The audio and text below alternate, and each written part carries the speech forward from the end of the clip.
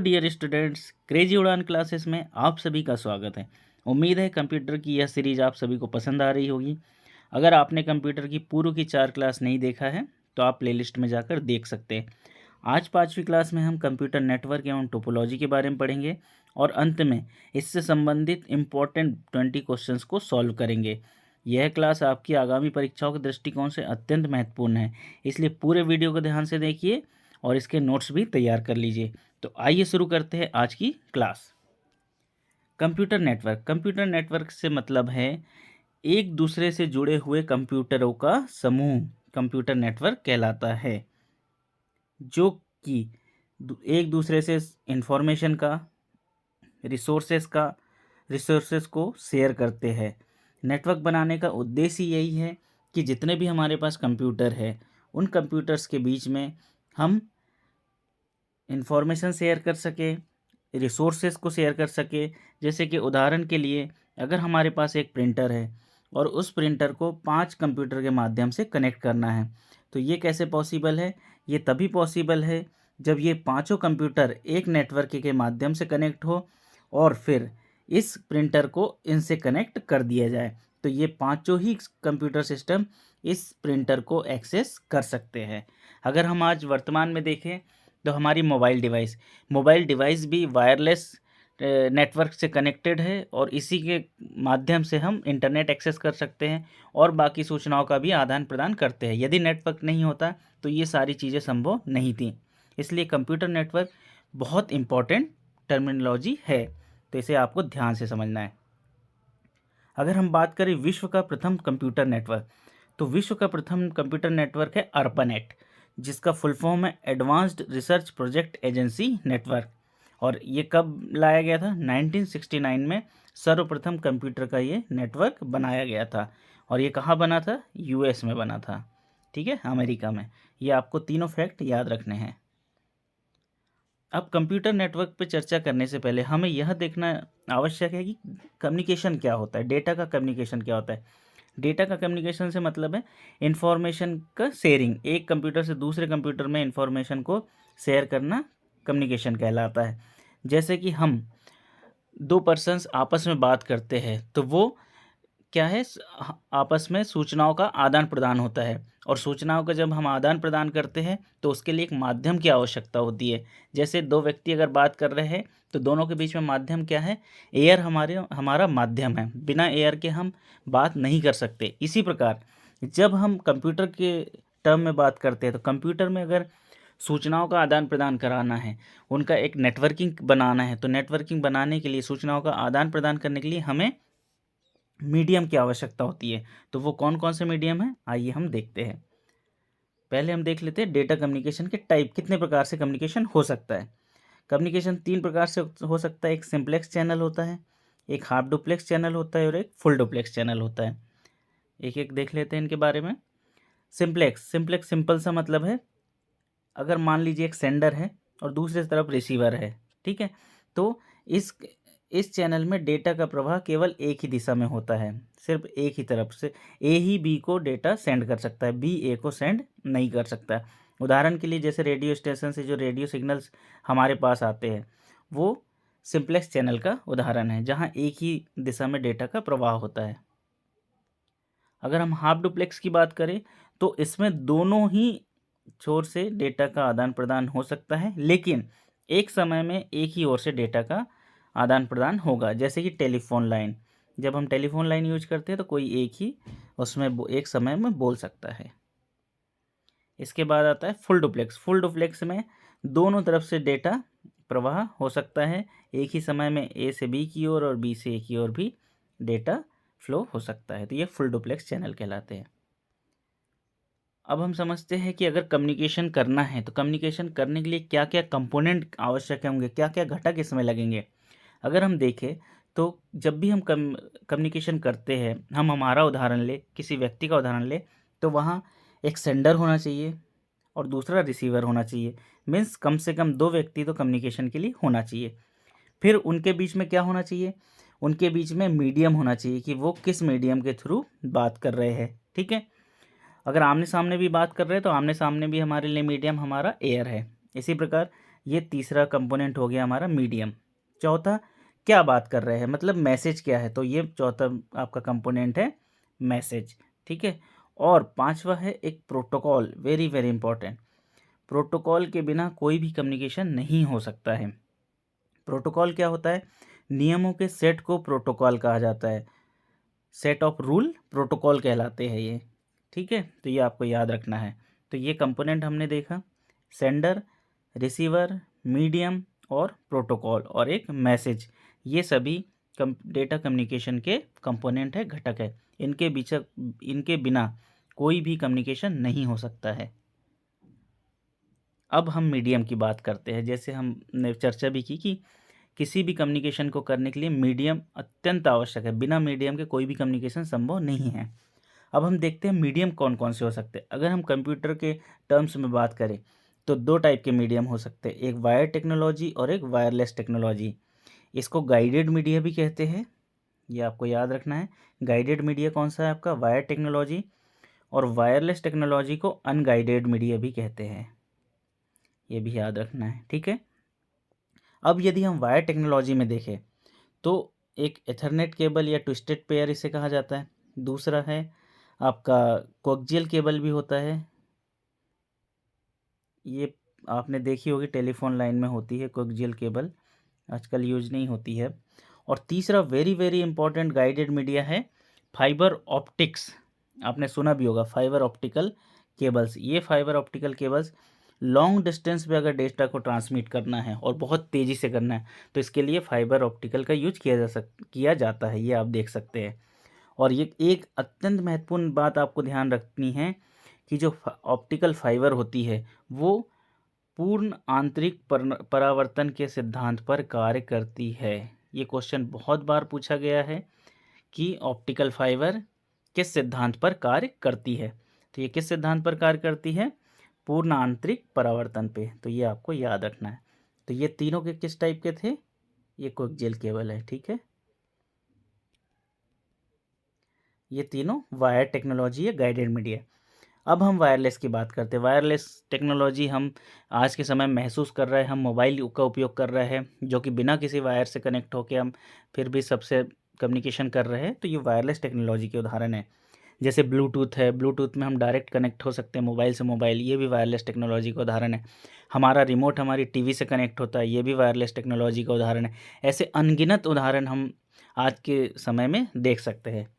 तो wireless technology में कुछ वेव्स है, जैसे रेडियो वेव, इंफ्रारेड वेव और ये सैटेलाइट कम्युनिकेशन। सैटेलाइट कम्युनिकेशन का उदाहरण भी आप देख ही रहे हैं, जो घरों में D2H लगा हुआ है, डायरेक्ट टू होम सर्विस, ये सब सैटेलाइट कम्युनिकेशन के उदाहरण हैं।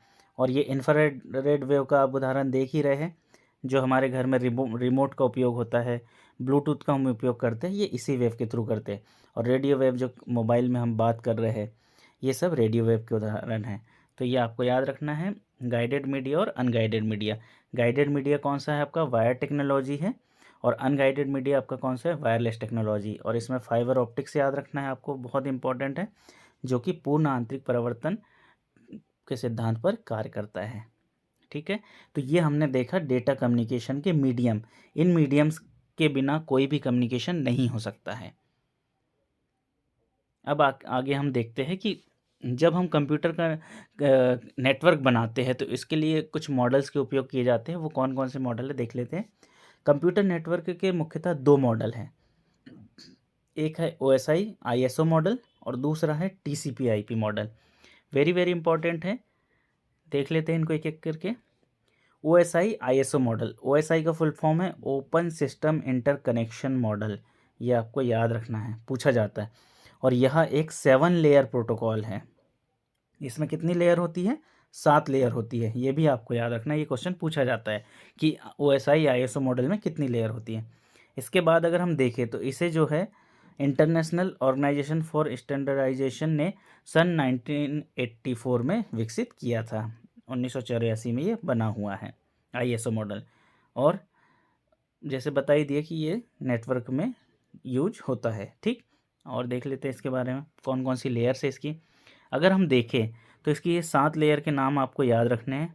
पहली लेयर है फिजिकल लेयर, दूसरी लेयर है डेटा लिंक लेयर, तीसरी लेयर है नेटवर्क लेयर, चौथी ट्रांसपोर्ट लेयर, पांचवी सेशन लेयर, प्रेजेंटेशन लेयर और ये सातवीं एप्लीकेशन लेयर। बस आपको इनके नाम याद रखना है, ज़्यादा इनके विस्तृत इनके बारे में नहीं पढ़ना है।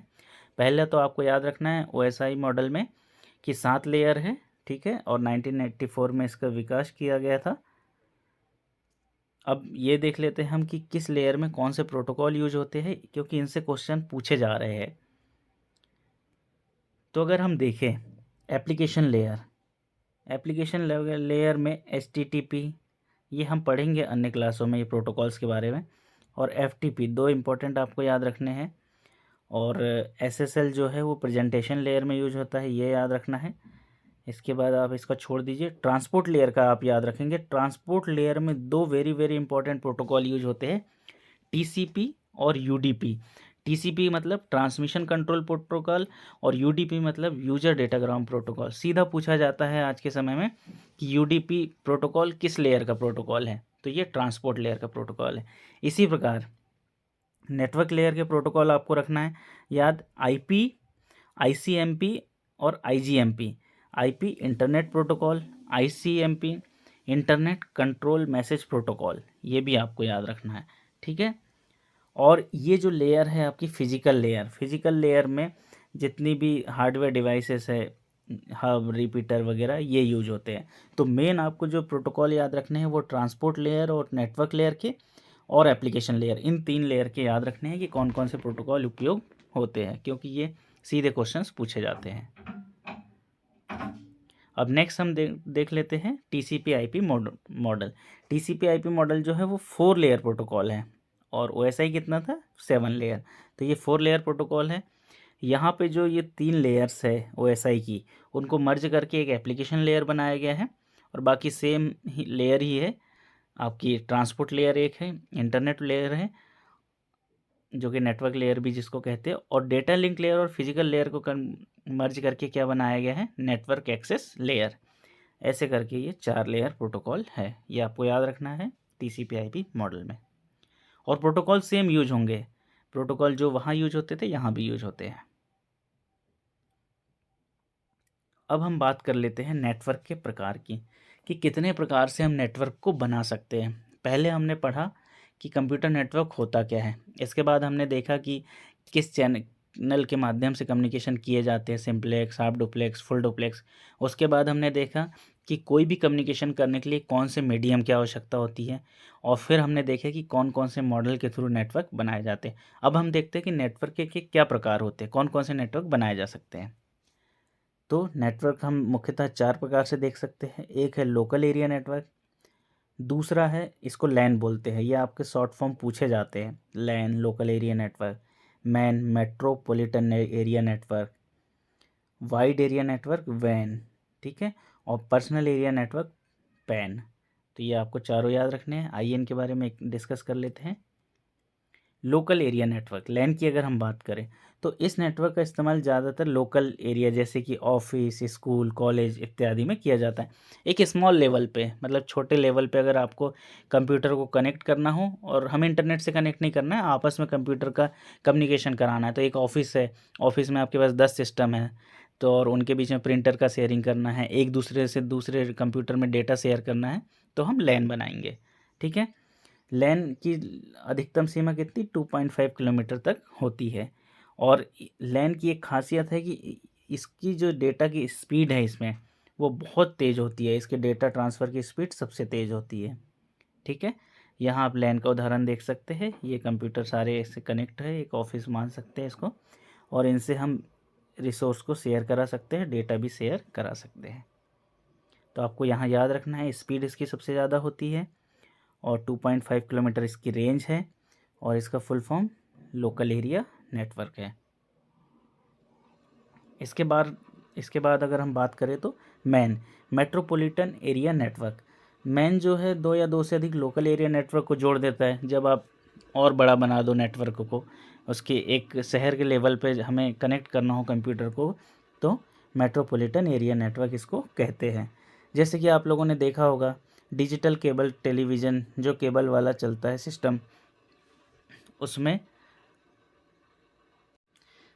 जो केबल वाला है, जो केबल कनेक्शन होते हैं वो मैन के उदाहरण हैं। सरकारी विभागों में इसका उपयोग आप देख सकते हैं और यूनिवर्सिटीज़ में भी देख सकते हैं, और भी बहुत जगह है जहाँ मेट्रोपॉलिटन एरिया नेटवर्क का उपयोग होता है। ये इसका डायग्राम आप देख सकते हैं, ये 4-5 लाइन को जोड़ के एक मैन बन गया है। इसके बाद हम देखते हैं वैन, wide area network. Wide area network मतलब बहुत सारे नेटवर्क एक दूसरे से एक बहुत बड़े विस्तृत लेवल पे जुड़ जाते हैं, बहुत दूरी तक जो जुड़ जाते हैं वो वैन कहलाते हैं। जो हम इंटरनेट आज एक्सेस कर रहे हैं वो सब वैन के उदाहरण हैं। वैन के बिना हम इंटरनेट एक्सेस नहीं कर सकते हैं। लेकिन इसमें एक है कि जो वैन की जो डेटा की स्पीड है वो लैन की तुलना में कम होती है। ठीक है, तो ये आप वैन का उदाहरण देख सकते हैं। जैसे एटीएम को हम एक्सेस कर रहे हैं वो भी वैन का उदाहरण है, इंटरनेट एक्सेस कर रहे हैं ये भी वैन का उदाहरण है। तो वैन का आपको फुल फॉर्म याद रखना है, वाइड एरिया नेटवर्क। इसके बाद पर्सनल एरिया नेटवर्क।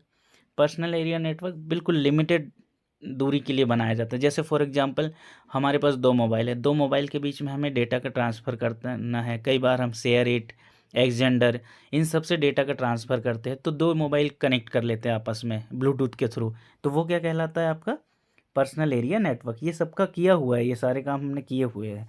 तो ये इसकी डिस्टेंस ज़्यादा नहीं होती, 10 से 20 मीटर तक इसकी डिस्टेंस होती है। डेटा स्पीड बहुत इसकी भी फास्ट होती है, और मेन इसमें यूज किया जाता है ब्लूटूथ और वायरलेस टेक्नोलॉजी से हम इसका कनेक्ट करते हैं। अब हम बात देख लेते हैं, अभी हमने देखा कि नेटवर्क कौन कौन से हैं, 4 नेटवर्क के बारे में पढ़ा। अब देख लेते हैं कि नेटवर्क को कनेक्ट कैसे करते हैं। कि अगर 2 कंप्यूटर है या 10 कंप्यूटर है तो उन्हें कनेक्ट कैसे करना है, ये इस तरह से कनेक्ट करना है या कौन से डिज़ाइन से कनेक्ट करें। तो उसे कनेक्ट करने के लिए टोपोलॉजी का यूज़ किया जाता है। तो टोपोलॉजी क्या है, नेटवर्क को डिज़ाइन को ही हम टोपोलॉजी कहते हैं। नेटवर्क का लेआउट की कैसे सिस्टम्स कनेक्ट होंगे, ये अलग अलग ढंग से कंप्यूटर कनेक्ट हो सकते हैं, तो ये टोपोलॉजी के थ्रू होता है। ठीक है, तो आइए देखते हैं इसके बारे में। मुख्यतः जो टोपोलॉजी है वो 6 प्रकार की है। ठीक है, आपको इनके नाम याद रखना है। एक है बस टोपोलॉजी, दूसरा है रिंग टोपोलॉजी, तीसरा स्टार टोपोलॉजी, चौथा मेश टोपोलॉजी, पांचवा ट्री टोपोलॉजी और छठवा हाइब्रिड टोपोलॉजी। ये 6 के 6 नाम आपको याद रखने हैं। आइए देखते हैं एक एक से इनके बारे में। बस टोपोलॉजी। बस टोपोलॉजी में क्या होता है कि एक सिंगल केबल, यहाँ आप देख रहे हैं ये सिंगल केबल से सारे कंप्यूटर कनेक्ट होते हैं। ये देखो आपके ये 5 कंप्यूटर कनेक्ट हैं, ये सिंगल केबल के थ्रू कनेक्ट है। ठीक है, और इसमें जो डेटा का फ्लो है वो एक ही डायरेक्शन में होता है। अगर मान लीजिए बस टोपोलॉजी में एक भी कहीं केबल डिस्कनेक्ट हो जाए या कुछ कट हो जाए या इधर या कहीं भी, तो पूरा नेटवर्क ये क्या हो जाता है, फेल हो जाता है, ये काम करना बंद कर देता है। तो ये आपको याद रखना है। आपसे क्वेश्चन पूछा जा सकता है कि ऐसी कौन सी टोपोलॉजी है जिसमें एक केबल का उपयोग किया जाता है कनेक्ट करने के लिए, तो वो बस है।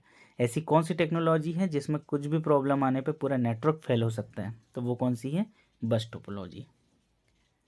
इसके बाद हम देखते हैं रिंग। रिंग नाम से स्पष्ट है, ये वृत्ताकार इस टाइप का, एक कंप्यूटर दूसरे कंप्यूटर से, दूसरा कंप्यूटर तीसरे कंप्यूटर से, इस तरह से कनेक्ट होते हैं। ठीक है, अगर मान लीजिए इस कंप्यूटर को इस कंप्यूटर तक कोई इन्फॉर्मेशन भेजनी है, तो वो इन्फॉर्मेशन एक कंप्यूटर से इस तरह से यहाँ से पास होते होते इसके तक आएगी। डायरेक्ट कम्युनिकेशन इसमें नहीं होता है। ठीक है, तो और इसका भी एक डिसएडवांटेज ये है कि अगर यहाँ भी अगर कोई लिंक ब्रेक हो जाती है तो ये भी पूरा नेटवर्क क्या हो जाता है, फेल हो जाता है। अब आते हैं हम स्टार टोपोलॉजी, सबसे रिलायबल टोपोलॉजी। इस टोपोलॉजी में एक हमारे पास सेंटर में एक डिवाइस होती है जिसे हब कहते हैं। ठीक है, हब के माध्यम से सारे कंप्यूटर्स को कनेक्ट किया जाता है। यहाँ आप देख सकते हैं, यहाँ सारे कंप्यूटर एक दूसरे से इंडिपेंडेंट है। अगर मान लीजिए एक कंप्यूटर आपका डिस्कनेक्ट भी हो जाता है तो भी ये 4 कंप्यूटर आपके काम करते रहेंगे, कोई इन पे फ़र्क नहीं पड़ेगा। तो आपको याद रखना है स्टार टोपोलॉजी जो है उसमें एक स्विच या हब का उपयोग होता है, इसके माध्यम से हम कंप्यूटर्स को कनेक्ट करते हैं, और ये रिलायबल टोपोलॉजी भी है। Mesh topology. मेश टोपोलॉजी में क्या होता है, सभी नोड एक दूसरे से कनेक्ट होते हैं। जैसे मान लीजिए ये कंप्यूटर है, ये इससे भी कनेक्ट होगा, इससे भी कनेक्ट होगा, इससे भी कनेक्ट होगा और इससे भी कनेक्ट होगा। इसी प्रकार ये भी, इसमें ये वायरों का एक जंजाल है, इसलिए इसका नाम मेश रखा गया है। ये एक जाल है एक प्रकार का पूरा, जो कि बहुत डिफ़िकल्ट होता है इसको बनाना, ठीक है। और इसमें अगर हम देखें कि अगर हमारे पास 3 कंप्यूटर हैं, तो 3 कंप्यूटर को जोड़ने के लिए कितने केबल की आवश्यकता होगी, तो इसका सिंपल सा फॉर्मूला है n(n-1). इसका मतलब n क्या है, कंप्यूटरों की संख्या। तो अगर हम यहाँ 3 रख देंगे तो 3 माइनस 1, ये बचेगा 2 और 2 तिया 6। कुल मिला के हमें 6 वायर लगेंगे 3 कंप्यूटरों को आपस में जोड़ने के लिए मेश टेक्नोलॉजी के माध्यम से। ये आपको फॉर्मूला भी याद रखना है कि n(n-1) इसमें लिंक की आवश्यकता होती है। अब हम देखते हैं ट्री टोपोलॉजी। ट्री टोपोलॉजी जो है बस टोपोलॉजी और स्टार टोपोलॉजी का विस्तार है। इन दोनों ही टोपोलॉजी को जब कनेक्ट कर दिया जाता है आपस में, तो ये बन जाती है ट्री टोपोलॉजी। ये आप देख सकते हैं एक हायरार्की टाइप का यहाँ पे सिस्टम्स कनेक्ट होते जाते हैं। हाइब्रिड टोपोलॉजी में स्पष्ट है कि एक से अधिक टोपोलॉजी को हम कनेक्ट कर दें, जैसे रिंग को कर दें, मेश को कर दें, मतलब मल्टीपल टोपोलॉजी को एक साथ कनेक्ट कर दें, तो वो बन जाएगी आपकी हाइब्रिड टोपोलॉजी, ठीक है। अब हम देख लेते हैं इम्पोर्टेंट MCQ, जो कि अत्यंत महत्वपूर्ण हो सकते हैं आपके एग्जाम्स के लिए।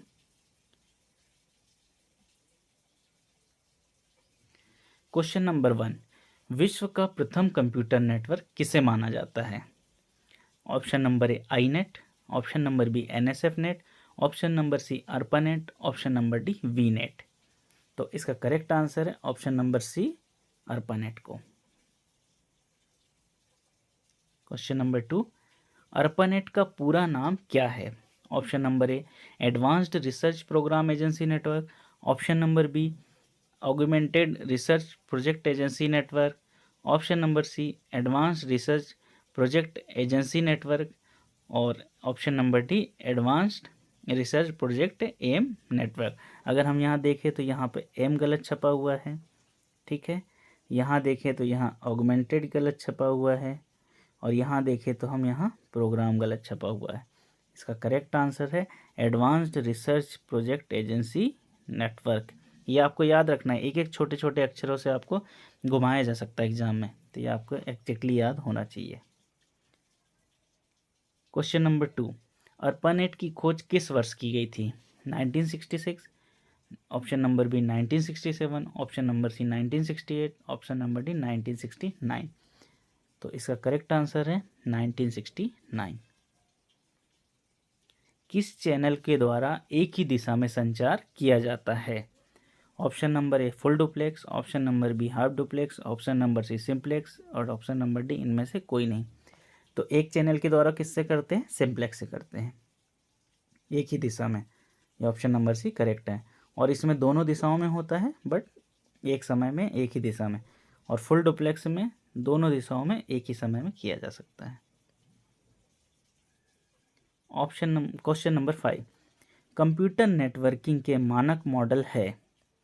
Option number A TCP/IP internet protocol suite, ऑप्शन नंबर बी ISO OSI reference model, option number थी ASCII, ऑप्शन नंबर डी दोनों, ए व दो, ठीक है। तो इसमें कौन कौन से मॉडल्स हमने देखे थे?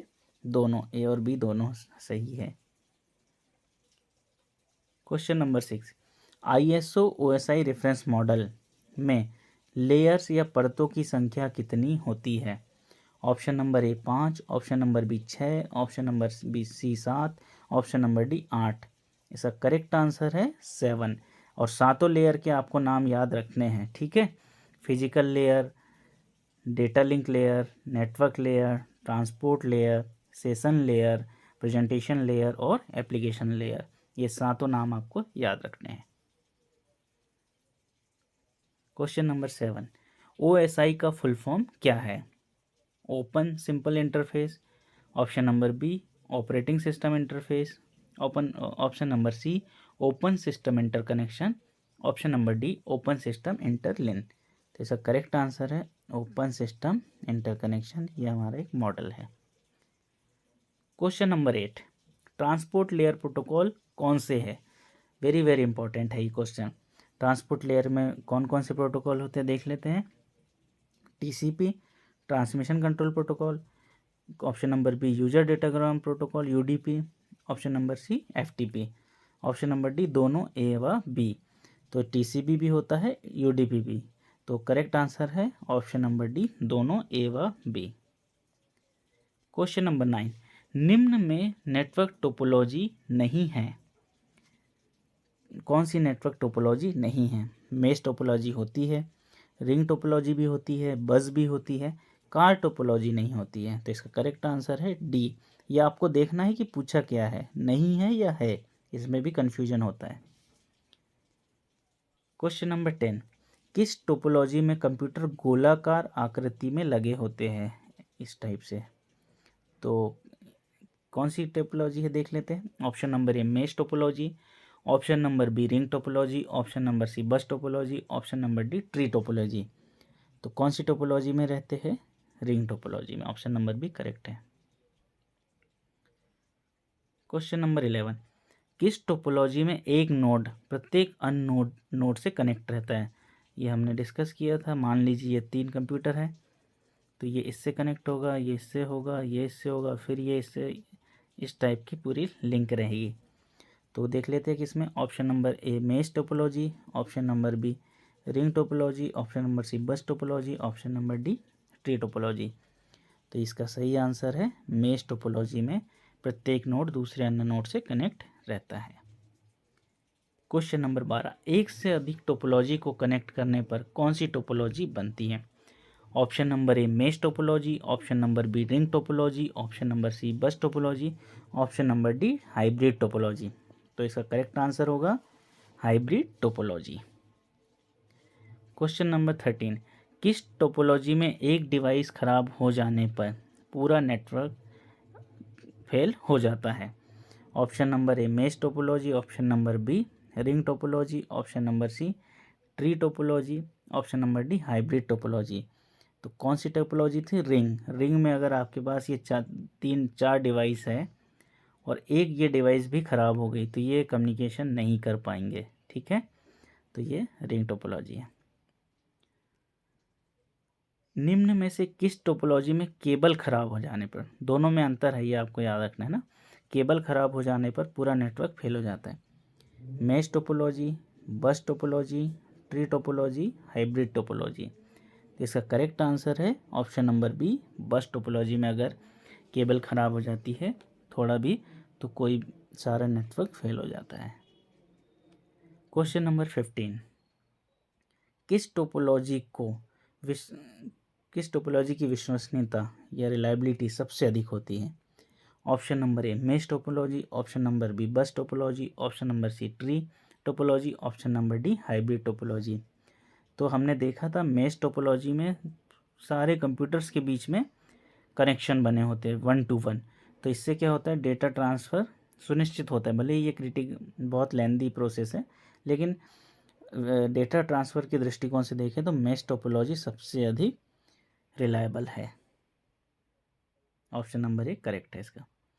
क्वेश्चन नंबर 16, एक फुल मेश टोपोलॉजी में एन डिवाइस को कनेक्ट करने के लिए कितनी लिंक की आवश्यकता होगी? Option number A N, option number B n-1, option number C n(n-1), option number D n+1। तो हमने देखा था कितने लिंक की आवश्यकता होती है, n(n-1). कभी आपसे क्वेश्चन भी पूछा जा सकता है कि n की जगह कोई वैल्यू दे देगा, जैसे फॉर एग्जांपल 4 दे दिया और पूछा कि 4 डिवाइस को कनेक्ट करने के लिए मेश टोपोलॉजी में कितनी लिंक की आवश्यकता होगी। तो ये आपको आना चाहिए 4 तो ये कितना हो जाएगा 12 लिंक की आवश्यकता होगी, ये आपको निकालते आना चाहिए। क्वेश्चन नंबर 17, नेटवर्क टोपोलॉजी कितने प्रकार की होती है? Option number A 4, option number B 5, option number B C 6, option number D 7। तो हमने देखा था नेटवर्क टोपोलॉजी कितने प्रकार की होती है, 6 प्रकार की। क्वेश्चन नंबर 18, टीसीपी का पूर्ण नाम क्या है, यह पूर्ण रूप क्या है? Transmission control protocol, option number B transmission calculate protocol, option number C tenure control protocol, option number D transmission capture protocol. तो इसका करेक्ट आंसर है option number A transmission control protocol, ये आपको याद रखना है ये। और इसके साथ कौन सा प्रोटोकॉल था, यूडीपी प्रोटोकॉल भी था ट्रांसपोर्ट लेयर का, और ये दोनों ट्रांसपोर्ट लेयर के प्रोटोकॉल है। आज के प्रश्न की हम बात करें, देख लीजिए आज के प्रश्न, आपको इनके आंसर कमेंट बॉक्स में देने हैं। आईसीएमपी किस लेयर का प्रोटोकॉल है? Option A physical layer, option B application layer, option number C network layer, option number D presentation layer. Question number 2, OSI model में कौन सी लेयर नहीं पाई जाती है? Option number A physical layer, option number B user layer, option number C network layer, option number D presentation layer. इन दोनों questions के आप आंसर कमेंट बॉक्स में दीजिएगा। तो उम्मीद है फ्रेंड्स आप सभी को आज की क्लास पसंद आई होगी, तो आप इस वीडियो को लाइक और शेयर करना ना भूलें, और यदि आपने अभी तक चैनल्स को सब्सक्राइब नहीं किया है तो चैनल को सब्सक्राइब कर ले और बेल आइकन को भी प्रेस कर ले, ताकि हमारे नए वीडियो के नोटिफिकेशन आपको मिलते रहे। तो नेक्स्ट वीडियो के साथ जल्द मिलेंगे। धन्यवाद। जय हिंद।